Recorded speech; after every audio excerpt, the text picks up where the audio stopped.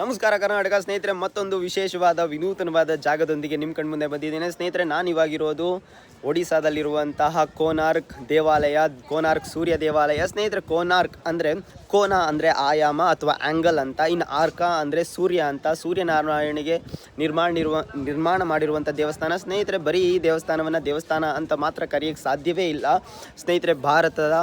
ಭಾರತದ ಜನಗಳಿಗೆ ಸೈನ್ಸ್ ಮೇಲೆ, ವಿಜ್ಞಾನದ ಮೇಲೆ ಎಷ್ಟೆಲ್ಲ ಹಿಡಿತ ಇತ್ತು ಅನ್ನೋದರ ಪುರಾವೆ ಇದು, ಪ್ರೂಫ್ ಇದು ಸ್ನೇಹಿತರೆ. ಇದನ್ನು 1964ರಲ್ಲಿ ವರ್ಲ್ಡ್ ಹೆರಿಟೇಜ್ ಸೆಂಟರ್, ವಿಶ್ವ ಪಾರಂಪರಿಕ ಸ್ಥಳ ಅಂತ ಗುರುತಿಸಲಾಗಿದೆ. ಬನ್ನಿ ದೇವಸ್ಥಾನದ ಅಥವಾ ಈ ಸೈನ್ಸ್ನ ಮಂಟಪವನ್ನು ನಿಧಾನಕ್ಕೆ ಒಂದೊಂದೇ ಆಗಿ ತಿಳ್ಕೊಳ್ತಾ ಹೋಗೋಣ ಸ್ನೇಹಿತರೆ.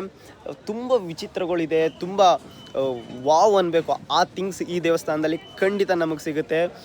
ನಾನು ಇದೇ ಮೊದಲನೇ ಬಾರಿಗೆ ಈ ಪುಣ್ಯ ಭೂಮಿಗೆ ಅಥವಾ ಈ ಸ್ಥಳಕ್ಕೆ ಬರ್ತಿರೋದು. ಹೇಗೆಲ್ಲ ಇರುತ್ತೆ, ಏನೇನು, ಇದನ್ನು ಕಟ್ಟಿಸ್ತವ್ರು ಯಾರು, ಹೇಗೆ ಹಾಳಾಯಿತು, ಈಗ ಮೊದಲಿದ್ದಾಗೆ ಈ ದೇವಸ್ಥಾನ ಇದ್ದಿದ್ರೆ ಈಗ ಈ ಜಾಗಕ್ಕೆ ಎಷ್ಟು ಮಹತ್ವ ಇರ್ತಿತ್ತು ಅನ್ನೋದನ್ನೆಲ್ಲ ನಿಧಾನಕ್ಕೆ ನೋಡ್ತಾ ಹೋಗೋಣ ಬನ್ನಿ.